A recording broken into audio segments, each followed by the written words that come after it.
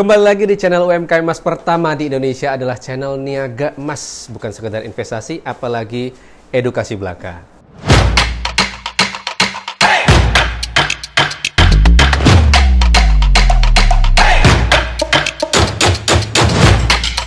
Audio Jungle.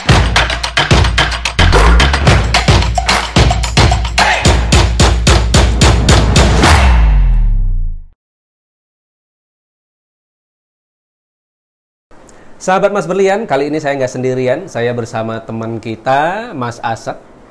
Kita bicara banyak hal, kemarin itu bicara mengenai dinar. Nah, sekarang ini lagi ada hot issue nih, Mas Asad. Ya, apa itu? Nah, hot isunya adalah, tadi pagi nih kita baca mengenai, ini ada isu di mana, ini isu ya, nggak tahu ini benar apa enggak, isu di mana 3 bank BUMN syariah mau merger nih, merger ya.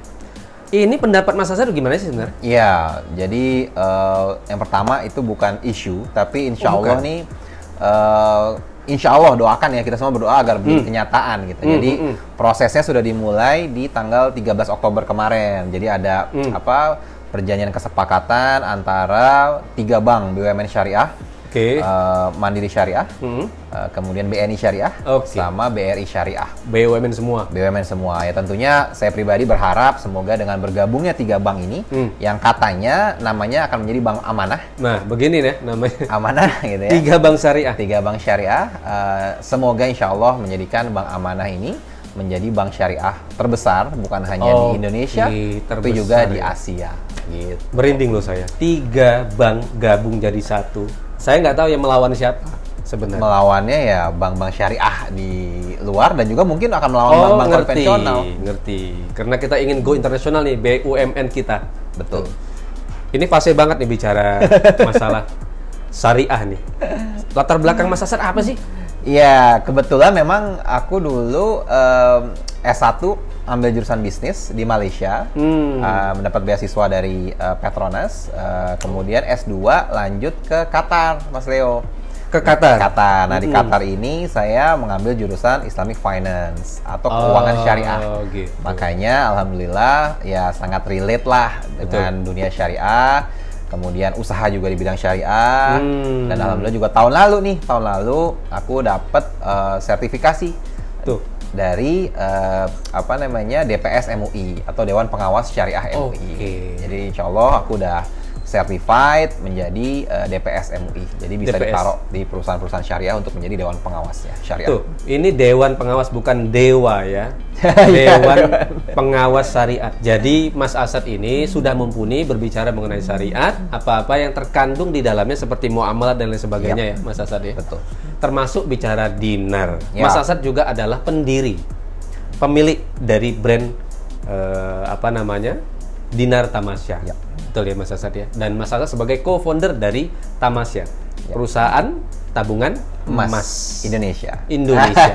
Tamasya itu singkatan ya, tabungan emas Indonesia. Jadi bukan jalan-jalan, tapi tabungan emas. Maaf. Dulu pertama kali launching dulu Tamasya, saya lihat ini ada travel baru nih. Deket-deket dengan isu-isu travel banyak. Oh, ternyata adalah perusahaan investasi bergulat dalam emas. Iya. Jadi dulu awalnya tuh aku kan kuliah di Qatar dulu ya. Di Qatar itu kan orang Arab itu senang banget sama emas, Mas Leo. Jadi kalau dilihat ada jamnya emas, terus mobilnya clearnya emas, gitu kan, mungkin giginya emas, kamar mandi juga, kamar mandi emas, semuanya emas. Betul. Akhirnya aku lihat wah emas nih oke juga ya. Waktu aku balik ke Jakarta, aku lihat ternyata emas itu ya memang dulu aku belum terlalu ngeh nih tentang emas, sampai akhirnya mamahku dan nenekku tuh ternyata udah koleksi emas dari zaman dulu gitu. Dan makanya pada saat itu 2017 aku mulai deh Tamasya ini gimana caranya bahwa yang aku lihat emas ini kok harganya tiap tahun makin naik. Itu. Ya kan, sehingga orang tuh dulu nabung haji, nabung untuk sekolah anak itu semua pakai emas. Tapi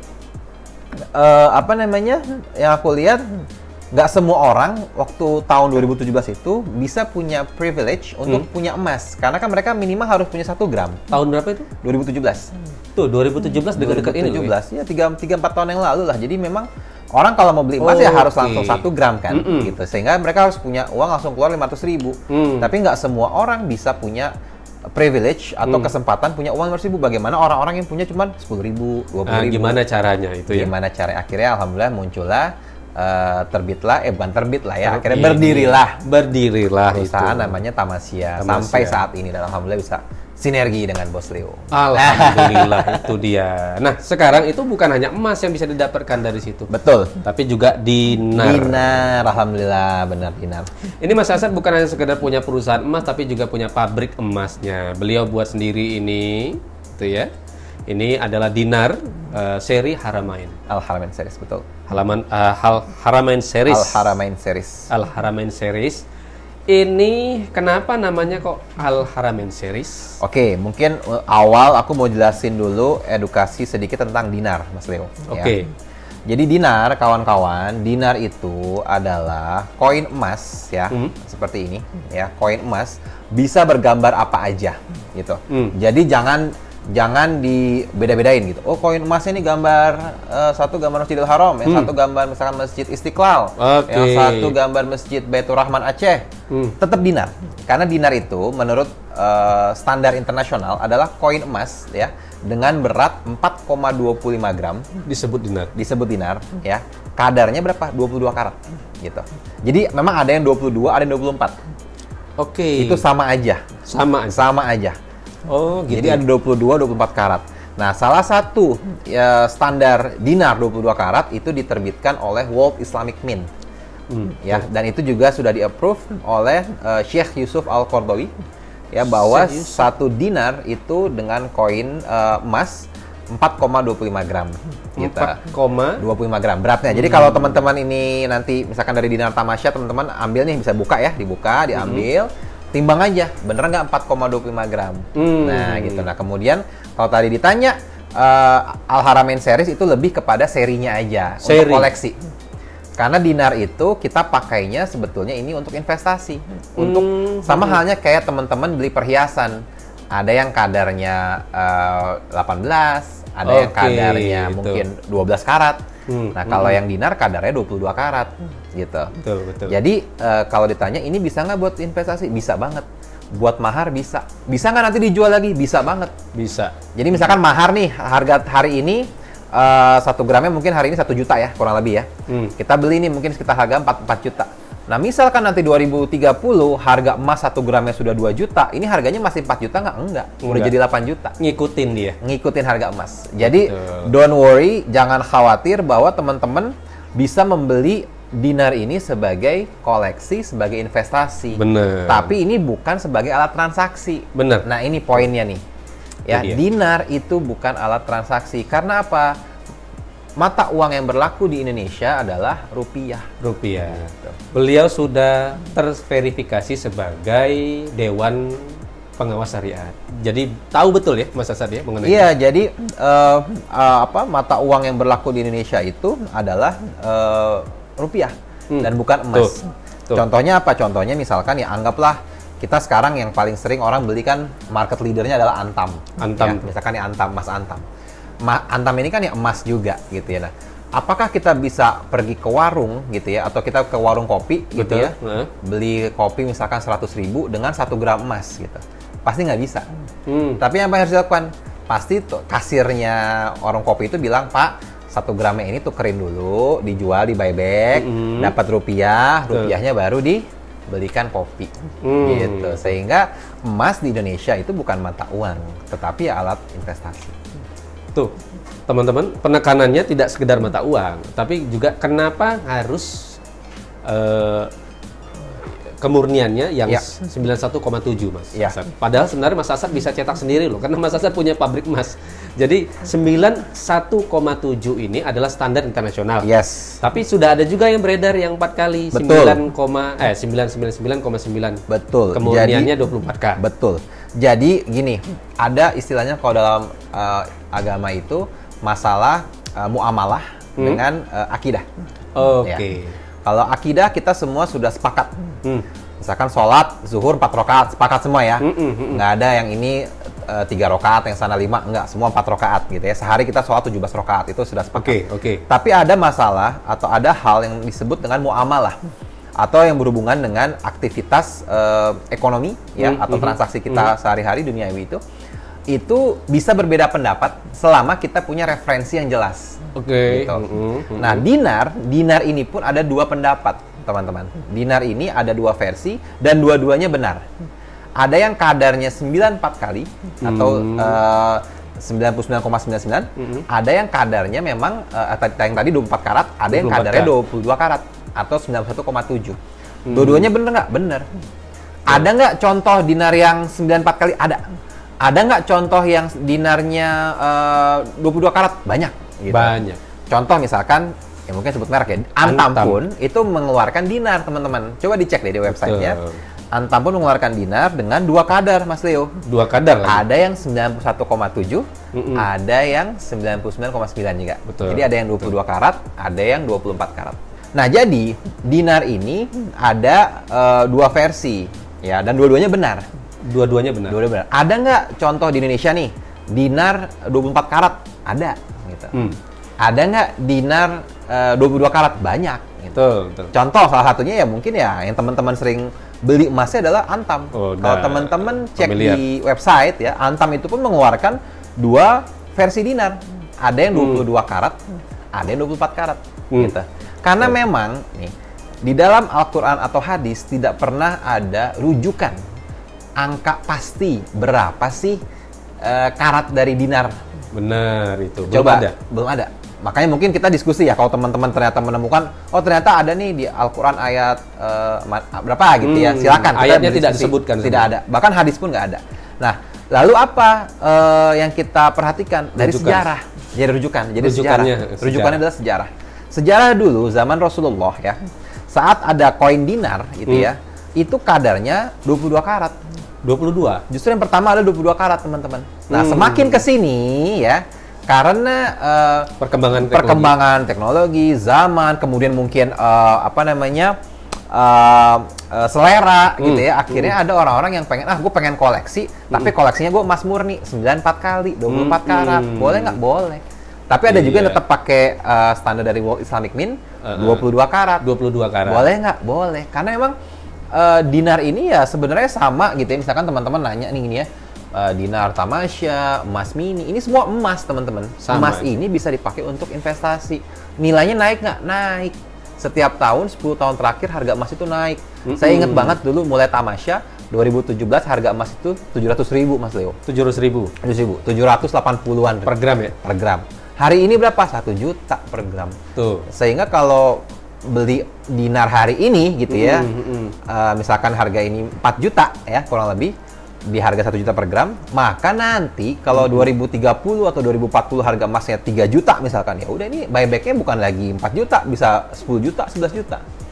Mungkin banget demikian, teman-teman. Mungkin banget. Dan ini kenapa salah satu yang membuat kita berpikir bahwa membeli yang kadarnya 22K itu artinya lebih murah juga daripada yang 24. Tapi bukan berarti 24 itu lebih lebih mahal, lebih ini berkualitas, enggak juga. Kadang-kadang demikian, apalagi yang misalnya 22K yang lebih tidak berkualitas, enggak juga seperti itu. Tapi memang teman-teman itu kembalilah ke teman-teman bahwa 22K ini sebenarnya nggak ada bentrok sama sekali. Nggak ada bentrok. Nggak ada bentrok sama sekali. Kalau misalnya kita lihat di sini yang 24K, dinar 24K itu harganya 4 juta 500-an sekian. Lebih, ya. Per hari ini ya, di hari ini berapa harga emas 1 gramnya berapa?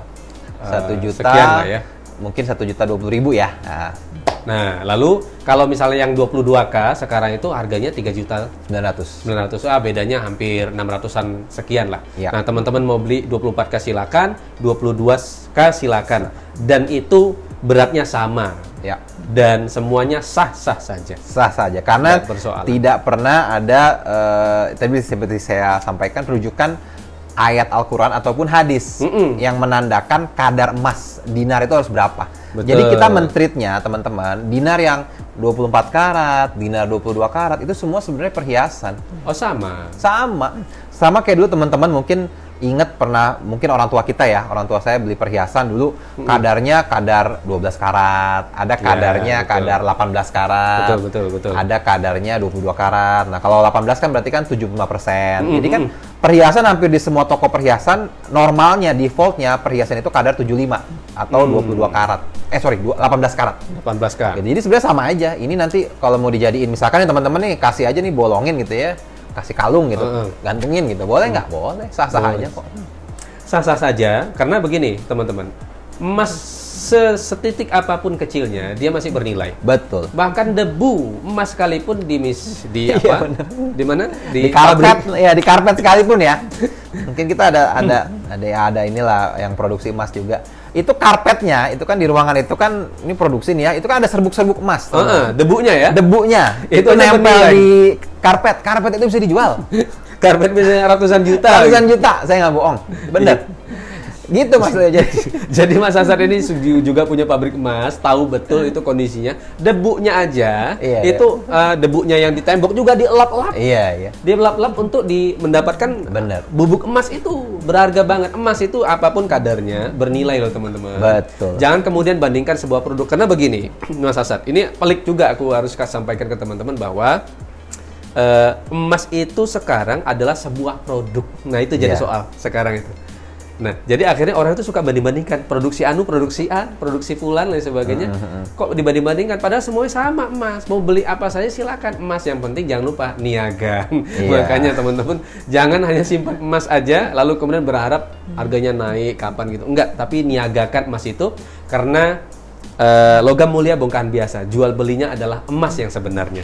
Nah, jadi ini teman-teman, yang produk Tamasya ini jauh lebih terjangkau dibandingkan ini yang produk lain. Kenapa? Karena dia memang standar kemurnian sesuai dengan standar internasional ya. Nah, lalu juga ini dia memiliki series yang tidak dimiliki yang lain, produk lain gitu ya. Dan ini diedarkan oleh 3.000 distributor kita seluruh Indonesia, dan semuanya akan menerima ini dimanapun itu, dan ini harganya sesuai dengan harga dunia, tidak kurang tidak lebih. Dan kalau misalnya dipadatkan emasnya, itu kemurniannya misalnya ya 24K, beratnya setara dengan 3,9 gram. 3,9 gram. Ya. Nah, sekarang kan beratnya 4,25 gram. 25 gram. Itu kadar ada 22. Kadar 22. Tapi kalau kadarnya dirubah menjadi kadar 24, maka beratnya emas itu murni, benar-benar murni adalah seberat 3,9 gram. Murni juga sih sebenarnya. Murni. Ya kan? Lalu kemudian dicampur apa lagi? Dicampur yang palladium dan sebagainya. Ada palladium, ada alloy, ada silver gitu loh. Untuk membentuk ukiran-ukiran yang lebih mantap lagi. Betul. Ya kan? Jadi ibu-ibu pasti tahu dah perhiasan itu kenapa kok bentuknya liuk-liuk cakep banget, karena ada campuran. Bener. Kalau nggak ada campuran lembek ya? Mas? Lembek. Kalau emas bener-bener murni itu lembek banget gitu ya. Jadi memang harus agak dikerasin gitu. Nah tadi Mas Leo bilang Al-Haramain series, betul. Jadi kita ada 3 seri Mas Leo. Al-Haramain itu kan 2 masjid yang haram dikunjungi oleh non-muslim ya. Yaitu Masjid Nabawi, Masjidil Haram dan Masjid Nabawi. Nah, kita tambah dengan Masjidil Aqsa gitu. Betul. Jadi ini adalah 3 masjid yang wajib dikunjungi oleh umat muslim, sehingga cita-citanya adalah ini menimbulkan kerinduan bagi kita yang memiliki koin dinar Tamasya Al-Haramain series, sehingga mereka akan dengan semangat ingin menabung gitu ya, mengumpulkan dinar sebanyak-banyaknya agar insya Allah bisa berkunjung ke Baitullah, ke Masjidil Haram, ke Masjid Nabawi dan Masjidil Aqsa. Ngapain harus mahal-mahal sih kumpulkan dinar yang apa gitu ya, misalnya harus murni banget ya, nggak perlu. Yang begini saja sudah cukup, dan ini mengobati kerinduan kita ke Baitullah gitu ya. Dengan kadar sekian ini, selain juga sesuai dengan syariatnya, dengan kadarnya demikian, tapi juga menggunakan gambar-gambar Baitullah seperti ini, dia bisa jadi hadiah, bisa jadi mahar, bisa jadi investasi juga. Betul. Bisa jadi investasi? Bisa banget. Mengikuti harga dunia. Mengikuti harga emas dunia. Jadi nanti teman-teman misalkan, saya mau target ngumpulin 100 dinar gitu, pengen haji sekeluarga, bisa. Bisa banget. Dan juga yang namanya emas ya teman-teman, emas itu selalu akan diterima dimanapun. Jadi jangan khawatir mikir, oh tapi saya kalau beli ini nggak bisa dijual, saya kalau beli ini nggak mungkin. Karena orang yang ngerti emas gitu ya, kayak Mas Leo nih, ini kan pinter banget nih. Kasih aja ke Mas Leo, pasti diambil semua kalau buyback. Iya, pasti. Kita UMKM emas. Ya. Tamasya juga kita menerima ya, teman-teman, kita terima mau buyback kapanpun dengan harga market price pada saat itu kita akan ambil. Betul. Jadi semua masyarakat dimanapun berada di sana yang menonton ini, tolong lihat kembali bahwa semua emas itu sebenarnya berlaku. Betul. Laku banget kapanpun itu. Dan dia selalu akan naik setiap tahunnya. Makanya ada pajak, bukan pajak, namanya itu zakat emas. Iya. Nah, karena emas itu adalah harta. Nah, kemudian kenapa kok setiap tahun dikeluarkan zakatnya? Karena itulah Tuhan menjamin bahwa emas selalu naik per tahunnya, itu ya. Jadi Mas Asad, ini kan ada emas mini, ya kan, dengan kadar 24K. Dan ini dinar tamasya dengan kadar 22. Bisa nggak sih emas mini tukar jadi emas tamasya? Bisa banget. Jadi gimana? Ya seperti yang saya bilang tadi kan, bahwa satu, emas ini kan bukan mata uang, gitu ya. Itu konsep yang harus kita pahami nih, bahwa emas di Indonesia itu bukan mata uang. Itu mata uangnya apa? Rupiah. Sehingga saat terjadi tukar menukar ya, sebenarnya konsepnya tukar menukar itu kan barter saat kita merasa kita sama-sama ridho. Konsepnya itu sebenarnya, konsepnya misalkan konsep barter zaman dulu, misalkan saya mau pulpennya Mas Leo dong, misalkan gitu. Oke, ya udah, tukar sama apa Mas Asad? Ya udah, saya tukar sama gelas saya deh gitu. Boleh nggak?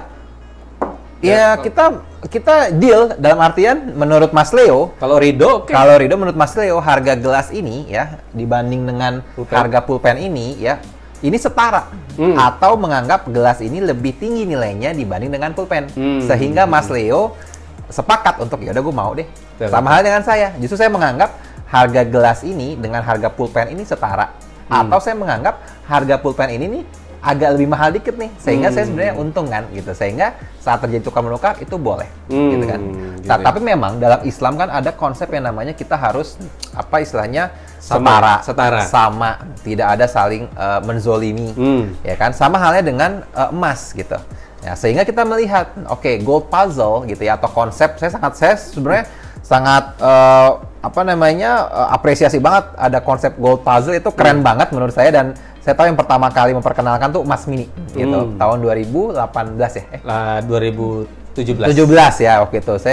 Saya nonton gitu di channelnya Channel, nih cowok ganteng banget gitu ya, dan emang ngomongnya gold puzzle mulu ya. Gitu ya. Dan itu konsep yang sangat bagus banget. Nah, gimana caranya? Oke, tadi seperti yang saya bilang. Koin dinar tamasya ini 4,25 gram, kadar 22. Kadar gitu 22. Ya. Nah, bagaimana kalau kita mau nge-squeeze menjadi kadar 24? Berarti kan kalau dihitung berarti kadarnya adalah 24 karat, beratnya 3,9 gram. Nah, cara ngitungnya gimana? Cara ngitungnya adalah 22 dibagi 24 dikali 4,25. Pokoknya begitulah cara hitungnya. Iya, cara ngitungnya begitu. Gitu ya. Nanti ketemu angka 3,9 gram. Nah, sehingga kalau ini angkanya adalah misalkan adalah 0,1 gram ya.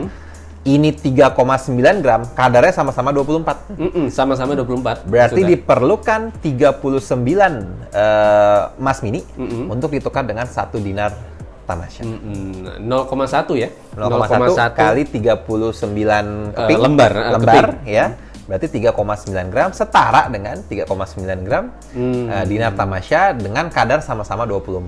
Betul. Atau yang 1 gram tambah 0,9.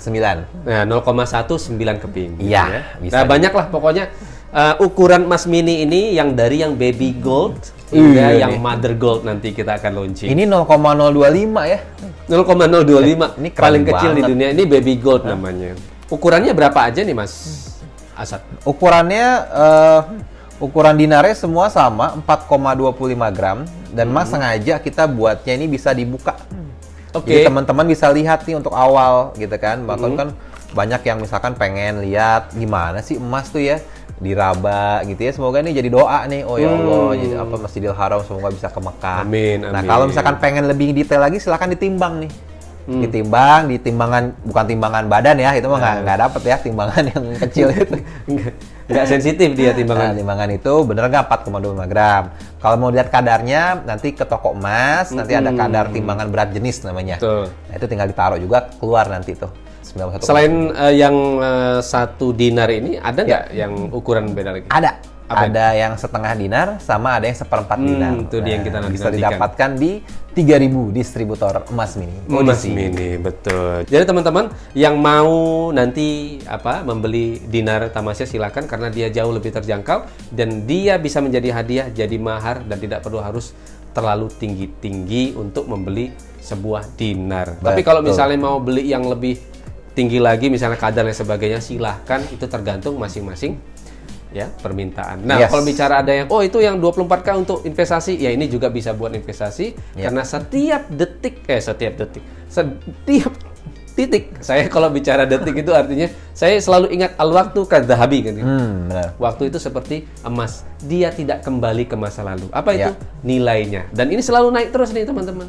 Jadi jangan sampai lewatkan kesempatan untuk membeli dinar, dan apalagi kalau teman-teman mau menjualkannya. Logam mulia bongkahan biasa, jual belinya adalah emas yang sebenarnya.